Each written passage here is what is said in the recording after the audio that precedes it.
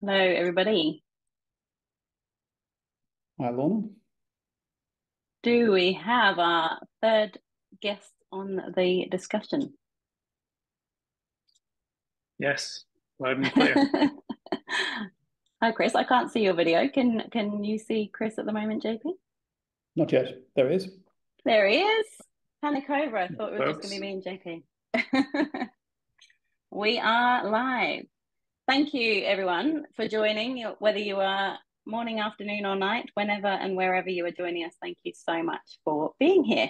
I am Lorna Hegarty. I'm the Senior Brand and Comms Manager for Squiz, and I'm really delighted to be hosting today's session. I am joined by the wonderful JP, John Paul Siriotovich, who's our co-founder and chairman of Squiz, as well as Chris Howard, who's the Managing Director of Data Analytics and AI at Slalom. So thank you both for joining me today. You. thanks, So Lorna. just for some background, this is the first in a series of sessions that we're going to be running over the next few months, during which we're going to dive into a number of trends that are called out in our recently launched DX in 2024 report, which is a practical guide for digital experience professionals. Anyone who's registered for the event today should have received the report via a link from me on LinkedIn. If you haven't, and if you'd like a copy, or if you're joining us live or you're catching up later, just drop report into the chat and we'll make sure that you get a link sent to you following the event. Today's session is going to focus specifically on the first two trends of the report, and I'm going to hand over to our experts in a second to hear a bit more about them. And then following that, we will dive into a Q&A. So I'll be picking their brains to hear a bit more about how we can actually adapt and benefit from those trends. So before we go into those questions, JP, perhaps you could open with a quick summary of that first trend in the report, which is the death of the future. Now, that's an alarming statement, but one that makes a lot of sense when we hear your take on it. Yeah, thanks, Lorna. So death of the future, as you say, it is alarming. And that's, first of all, you need to understand that the idea of the future is exactly that, an idea, something that's out there that you're looking forward to. In the past, we've had this confidence, I think, that you could predict that the future is going to be somewhat similar to the way things are right now.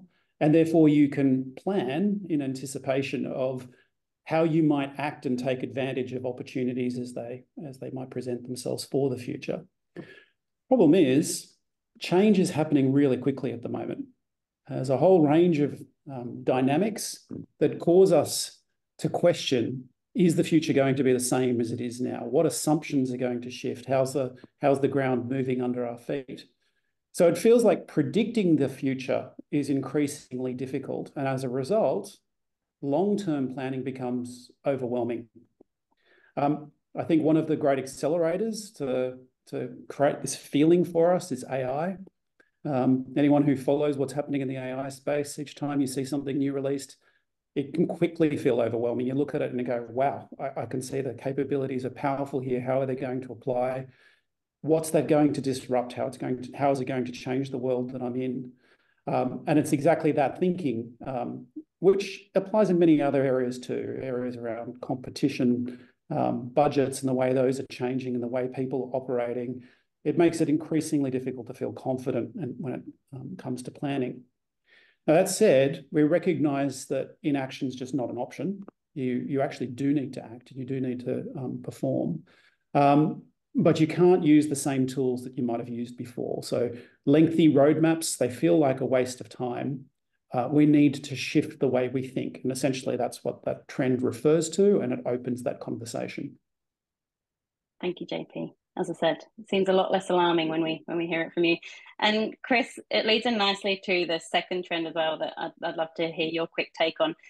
That second trend is it's time to stop playing and start piloting intent, which is obviously kind of alluding to the fun that we've been having with the increasingly accessible tech like AI. So what's your take on that one? So there's a huge amount of value in playing and experimenting, and I don't think anyone would argue against that. It brings some analyst numbers into the conversation. So early 2023, Gartner did a series of studies, one in which was looking at the hype cycle around AI, especially generative AI after the launch of consumer applications like ChatGPT. They studied around 2,000 execs globally, and at that time, there's roughly 70% of organizations were building awareness, starting to understand what this technology really was and the impact it could have. 15% were probably experimenting, and 5% were taking applications forward and running them in production.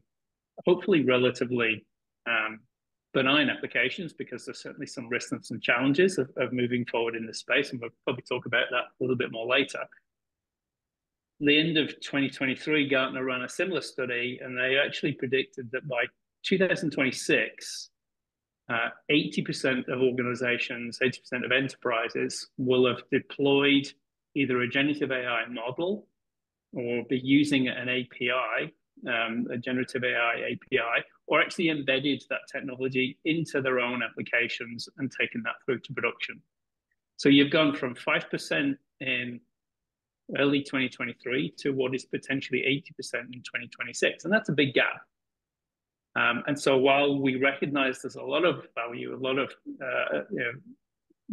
goodness that comes from experimenting, there is a real danger of getting stuck in that experimental purgatory. And so we really wanted to challenge some of the ideas and maybe present some ideas around how do you move forward? How do you address some of the blockers that are preventing organizations getting to the 80%? And hopefully that will come out through our conversation today. Amazing. Thank you. And so, as has been indicated by the title of the event, Navigating the Era of AI, and from both what JP and Chris have said, obviously AI is having a huge impact on the way that we build and maintain our digital experiences today. And but it's not the only thing that's influencing that. There's multiple other market shifts that we're having to keep up with. So we will be digging into a few of those today, and recognizing that it's about the era of AI and what that represents. The fact that there's a huge increase in flexibility, adaptability, and autonomy that comes across everything that we're doing now from a digital experience perspective. So without further ado, let's get into the actual questions. Thank you to everyone who has contributed to these. If you have any others as we're chatting, please feel free to drop them into the chat, and we will do what we can to cover them at the end. We have challenged ourselves to a 40-minute session on a pretty deep topic. So let's see how we go. We'll jump into question one. And I think this is going to be front of mind for a lot of people who are joining today. And probably, it's the elephant in the room, maybe. Are we saying, get rid of the long-term goals, ditch that long-term strategy because it's no longer relevant? Because I think, frankly, if that's what we were saying, we might see a few people turn off now. But how do you caveat that concern? Chris, I'd love to hear from you on that one. So if we've not frightened everybody off with JP saying that the future is dead, so no, I don't think we should ditch or throw away long-term goals. I don't think that's realistic. I think that it is still going to be super important for organizations to have a long-term view of where are they trying to get to, what's their North Star. I think what we're arguing is the approach by which you get there definitely does need to change. And so this notion of having directional alignment across the organization, having people feel party to that direction, feeling like their role contributes to meaningfully in a way that allows your organization to achieve on the long-term goal is super important. But I think as long as you recognize that the mechanism by which you get to that destination is not going to be perhaps as traditional as it has been in the past. Yes, we want you to think big, but very much about starting small, delivering value, iterating, course correcting as required, and having very much an iterative approach to moving forward. And I think, while we know that long-term planning helps you address certain things, so, it certainly helps weather short-term disruption. If all you ever do is course correct in the moment, you don't get to ride that longer-term storm. You don't get to build that resilience and address longer-term challenges that an organization faces, but you do need to have that fleet of thought, that agility to be able to react and respond in the moment as and when the challenge presents itself. So no, I don't think we're saying goals are gone or long-term goals are gone. It's your approach to getting there that needs to shift, and it aligns to what JP said. It's your approach that shifts. Phew. Firstly, but also I think the other thing as well, so obviously there'll be people who think, well, I've got this long-term strategy, and I think you've helped to assure us there, Chris, that there's ways that you can adapt that, and we will get onto how you can start to use tech to do that. But the other thing as well that might come up for a number of our attendees today is a lot of them are working to kind of predefined budget rounds. And again, they're tied into those. And I guess, is there any advice that we can offer people in terms of how to navigate those with this kind of new agile approach? JP, do you have any thoughts on that one? I do. First, I'll say is that's a challenge, right? So the way budgeting and planning is done at the moment, procurement and considerations around probity, they are slow, right? And it's a different way of working from this experimenting and giving things a go and building and iterating. But it is a reality we have to deal with, right? So there are attempts to try to improve procurement processes and make those things more efficient, but I think we just have to accept that maybe not everything is ideal, right? We have to deal with the realities of how we operate. That said, there is a tool set that I think we like to use that tries to help bring people together. Helps from a planning point of view, helps align people's work internally, and fits closer to procurement and budgeting practices that you need to be able to function as an organisation. We use an approach called success plans. I know they probably mean different things in every organisation's parlance, but I'll explain what I mean in Squiz's context when we're talking to customers. Some of you on this call may have already been involved in the creation of some of the success plans. The idea of a success plan is to connect your goal, the North Star, what you're trying to achieve, through to action on a relatively short time horizon in a way that provides flexibility for change. So that's the purpose. Now, let me explain how the mechanisms come together. The first thing is you need your goal, and ideally that goal is something measurable. So it's got to be an achievable thing. And if you're saying, I would like to increase conversions by 15%, for example, that's perfect. Like you've actually got a number to work against, or a certain savings number you're trying to achieve, or reduce people's time to complete a certain action. There are examples of goals that you might set as a North Star. The second thing that needs to happen is you need to work out what are the 3 key things you need to do or achieve that are going to get you most of the way there. So when I say most of the way there, part of our thinking and the way that you operate in this space is to recognise you cannot do everything.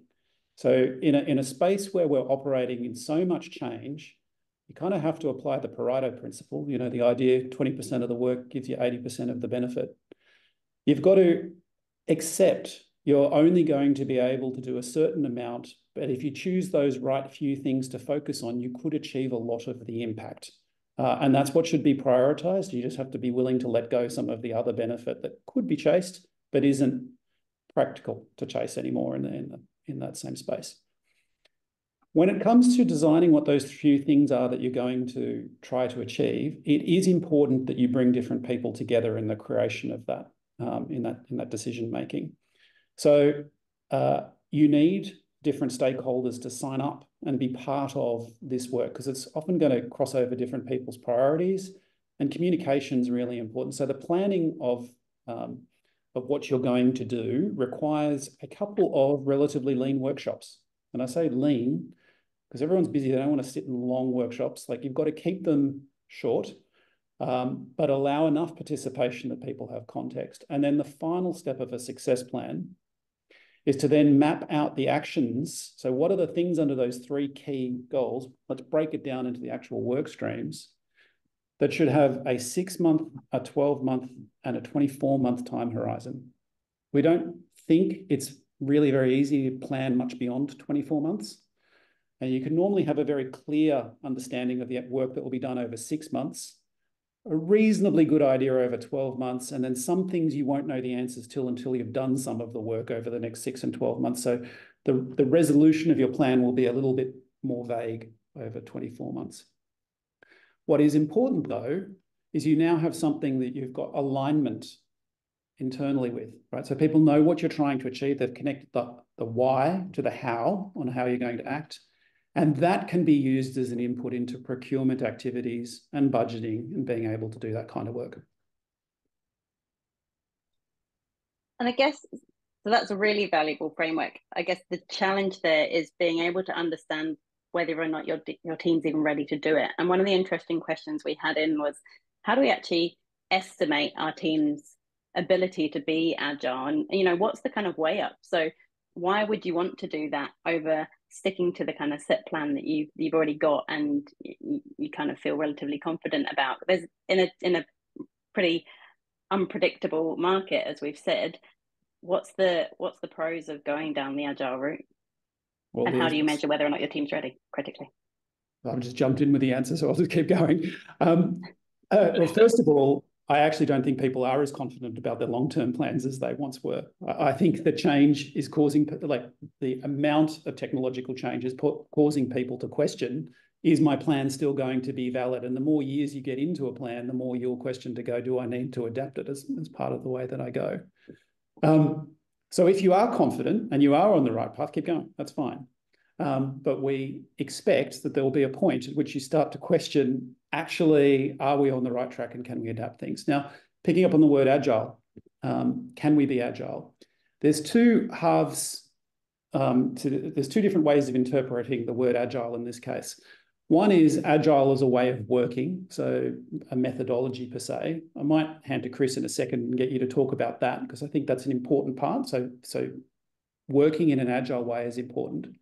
But it's also a concept in terms of how free is an organization to be able to move quickly and to change direction quickly in response to change. How locked in are they to a current approach? You may be very locked in because of the technology you use, technical debt that you've got, and limited resources. There might be certain things that constrain you from being flexible to being able to adapt to change.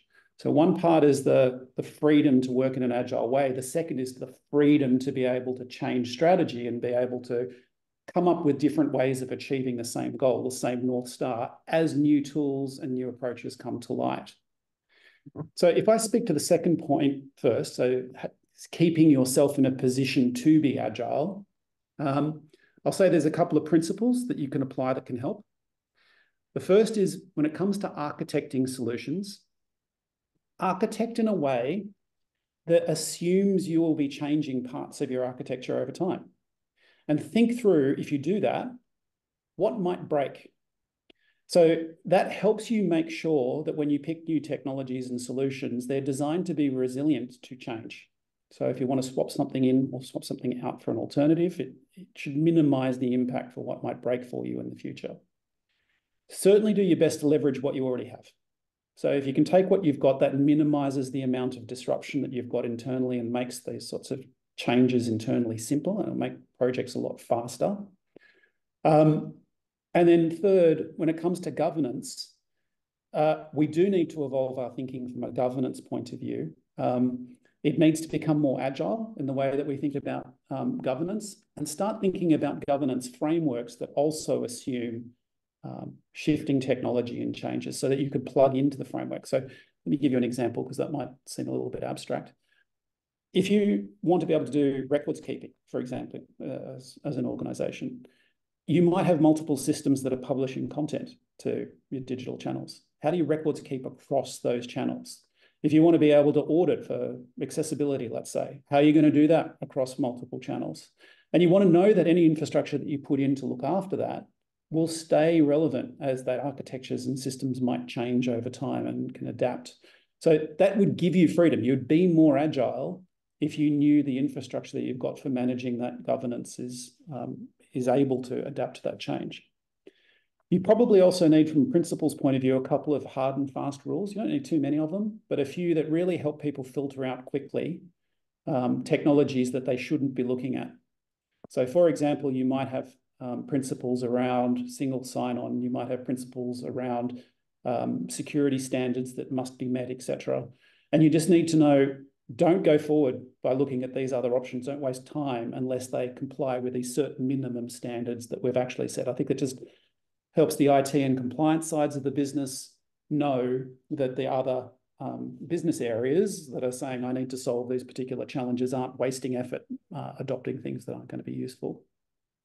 And then finally, from an architecture point of view, I think it is really helpful to also think about how data is going to be used across systems. It's not, I think it's increasingly impractical to assume we can have single data silos, trust all our data to being in one place. Instead, we're certainly operating in a world where your content and your information resides in multiple systems. Each of them are good at solving different parts of the equations. There's occasionally duplication, and you have to orchestrate that content efficiently. If you design with a view to the fact that your content can be in many different places in the beginning and how that will be governed, that can also help you be more agile and stop you building yourself into a corner where you've created all of a sudden silos that need to be maintained, create technical debt, break your think digital experience, and make you feel stuck, which is obviously not the goal. Now, then going back to the first part, working in a more agile way, agile culture, maybe Chris, if you're okay to pick that up. Yeah, and you know, I agree completely with many of the thoughts around establishing those base principles. It's interesting because agile often is misinterpreted, and I think it's good that you positioned it as, you know, there are two ways of us looking at this. You know, when you're assessing any organization's ability to be agile, I think there's a couple of things that we can look at. Obviously, you know, the way that you're organized as an organization. Do we have, you know, cross-functional teams in the kind of Amazon or AWS view of the world? Are they kind of 2 pizza sized? Are they big enough for, you know, 2 large American pizzas to feed your team? You know, so it's looking at the way that the teams are constructed and looking at that, the size, scale, or capability, that cross-functional capability. I think you also then need to look at how are those teams managed? Are they self-organizing? Are they autonomous? You know, are they dependent on many others? And so, do they have that level of autonomy to actually make decisions, to act with agility, to move quickly and resolve for unknowns? And how do they do that? Are they empowered to do that? Do they expect others to be involved in that decision-making process? So, you know, what's the decision-making process that you're using, and how, again, how empowered are the teams that you're kind of working to? How do you start to share and communicate across these teams? You know, the frequency of communications, the openness of those comms across teams. All of these factors, they're not hard and fast. I think there's always a case of you have to make this work for your organization. You know, the right size and scale of a team, the right way of structuring, the right way of organizing your comms. This is very dependent on who you are as an organization. What is your DNA? You know, what are the things that you value? But I think there's certainly, you know, those dimensions, how you're organized, how you manage, how you make decisions, how you communicate, is certainly some of the key conditions that I would look for as far as your ability to be agile. I think the other thing, and again, it goes beyond that notion that you talked about, JP, around this isn't just about technology. While technology can help enforce or enable, it can help you scale. Being agile is a way of working. It's a philosophy. It's, you know, it's the right approach. It's the attitude that you have to how you act and the guiding principles that drive your behavior. And that's, you know, that's probably where, you know, this gets quite emotive for some. It's, you know, that philosophical nature of what is agile. I think, you know, there are some core principles, but I think you need to make agile work for you in your world, in your environment, because it's going to look slightly different for every organization. There's one point. Sorry, go ahead, Laura. No, I was going to be cheeky and try and skip ahead because I can see the questions that are coming in and I want to make sure that we get to some of them.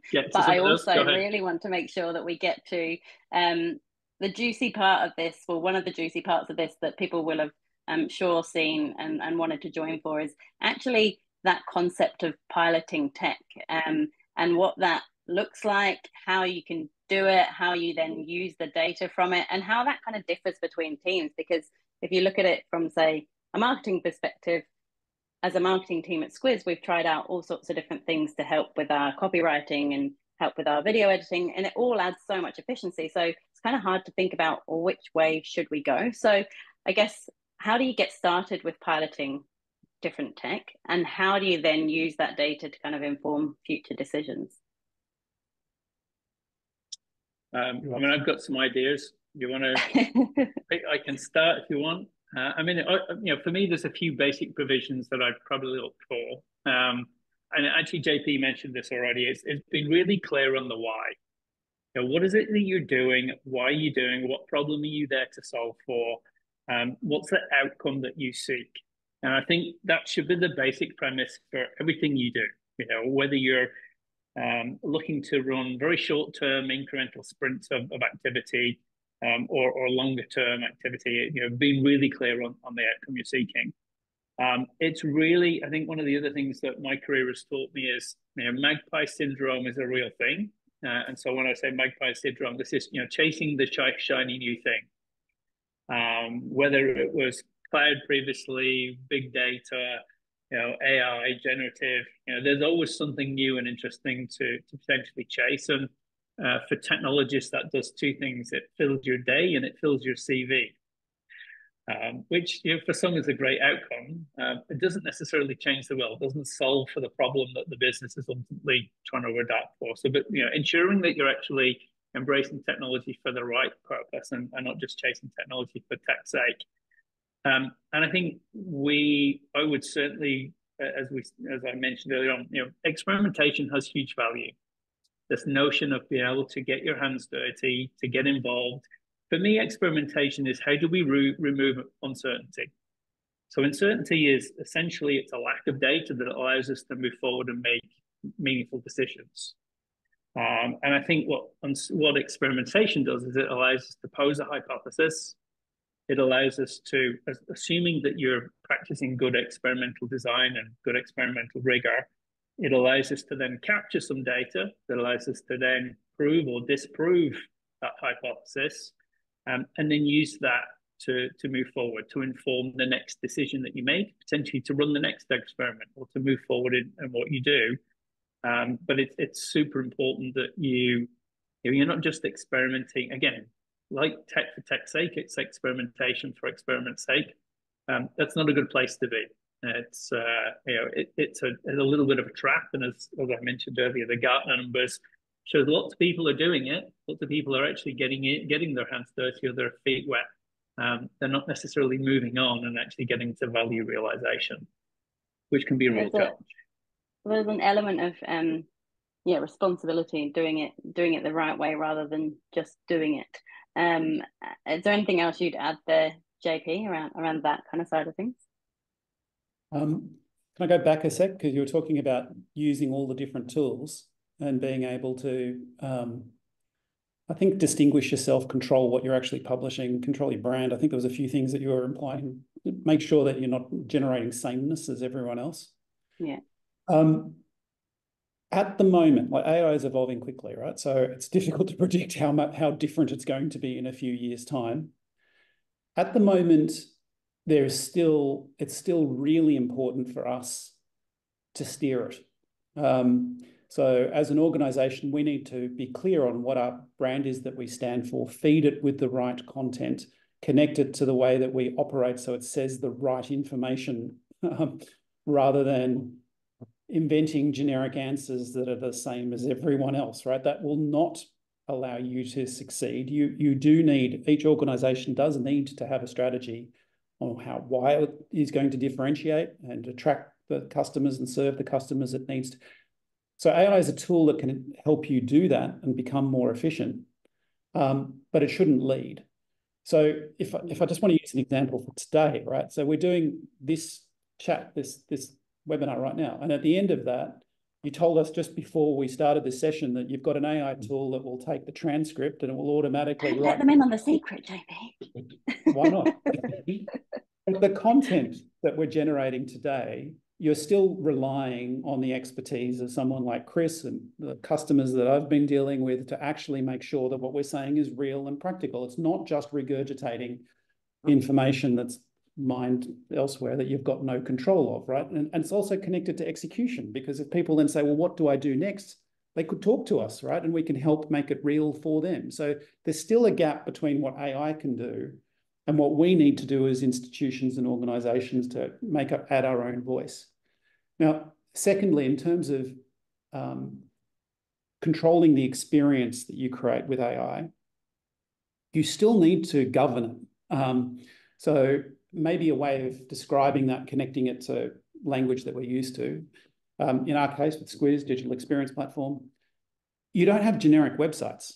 each website that you build, you need a series of tools that each organization uses for building and governing that website. So you make your own design templates, and you've got tools that let different people contribute content to the system, and tools that plug into your systems that you've got internally, and manage security, all these things, right? That configuration and that control adds up to an environment where you control the digital experience you're publishing. You actually need to do the same things with AI too, and generative AI. So I'm thinking, I assume many people are thinking, if I want to chat on my website, for example, how do I make sure that it answers questions in the way that I want, the tone of voice that I want, that steers them in the right way, that doesn't answer the wrong things? There's actually a lot of skills and infrastructure that you need for managing that. You can't just hand over to the AI and say, go for it.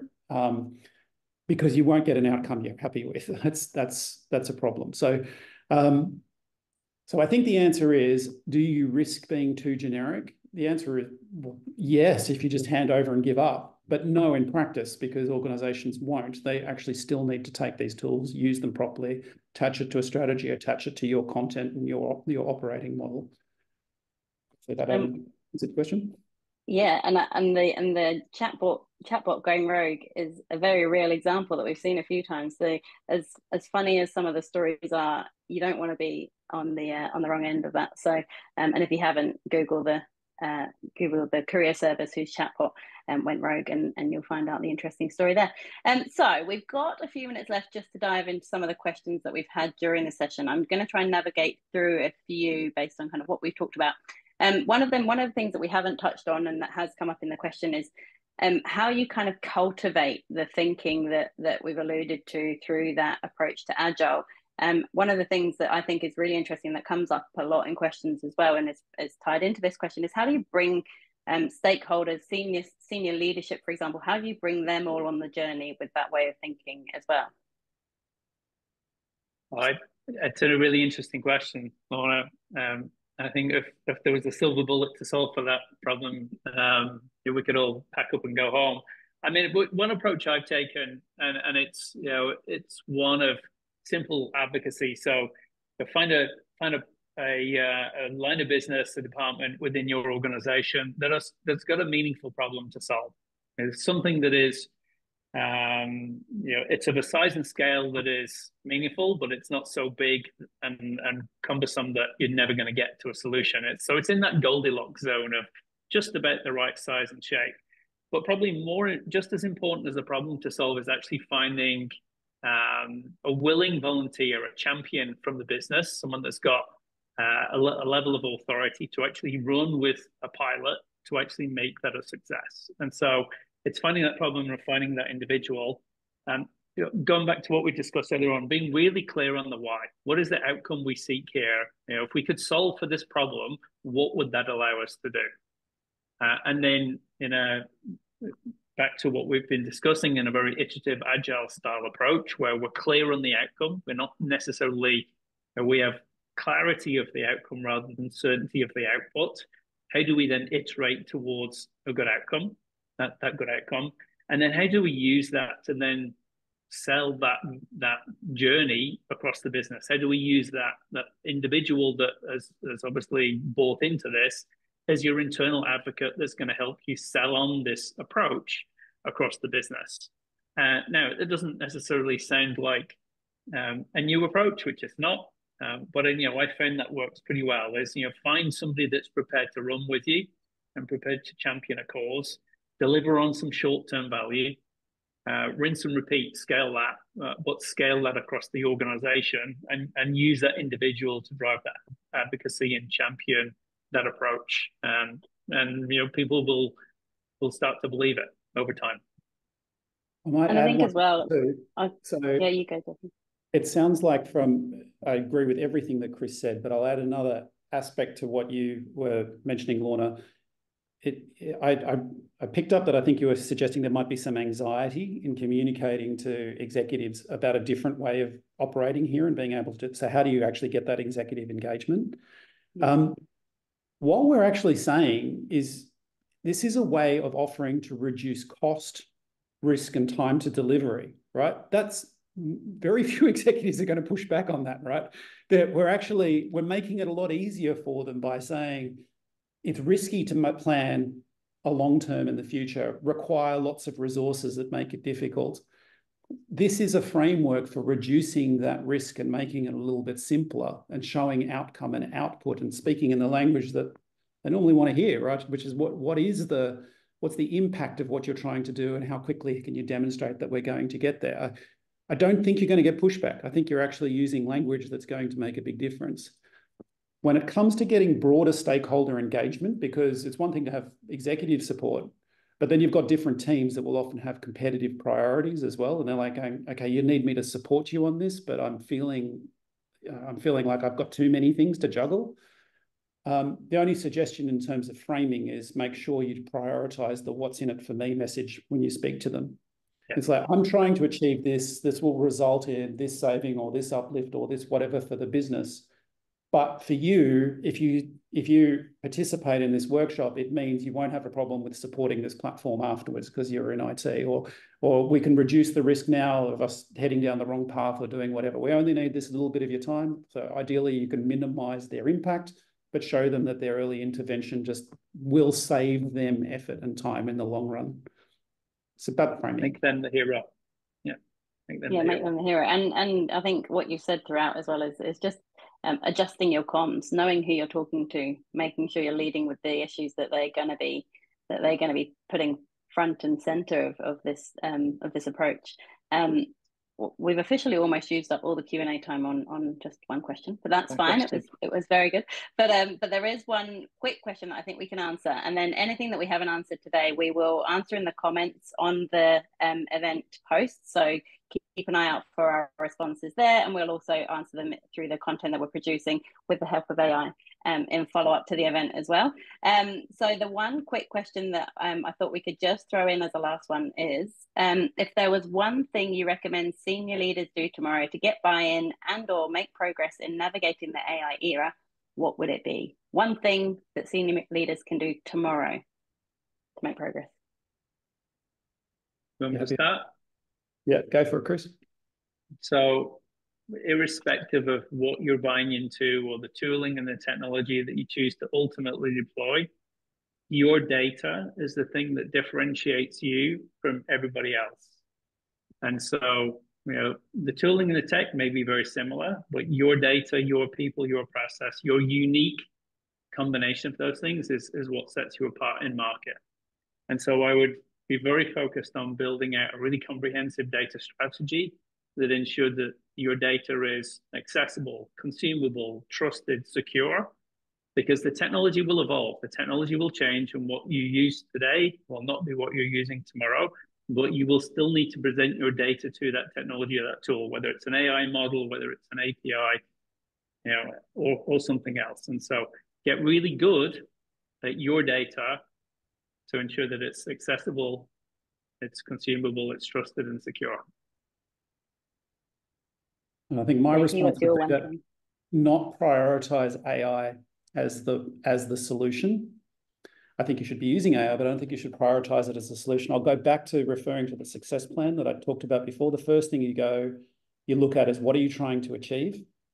What are the things that need to happen to be able to achieve that? And then you apply the lens. Is there a way that AI could actually substantially accelerate this? So you don't start with AI first, you start with the outcome you're trying to achieve first, and then find out, is there a way that AI could accelerate that? Because then I know we're out of time, but it's another big part of the question. How do you mitigate risk when it actually comes to how do you look after those challenges, and what are the pitfalls that you can fall into? You need the context of the outcome you're trying to achieve before you can assess the risk framework and how that needs to operate as well. So my advice would be actually start with the goal and use a process. In our case, I'm thinking success planning, but you use a process like that to then identify the use case and address the issues that come afterwards. Yeah, AI is not always the answer. Thank you so much. So in summary, Chris, get good at using your own data, and JP, start with a goal, not AI. AI is the tool that can help you get there, but it's not the thing you should be starting with. That's awesome. Thank you so much, guys. It has been probably the fastest 40 minutes of my life. And I'm sure everyone here has taken a lot away from it.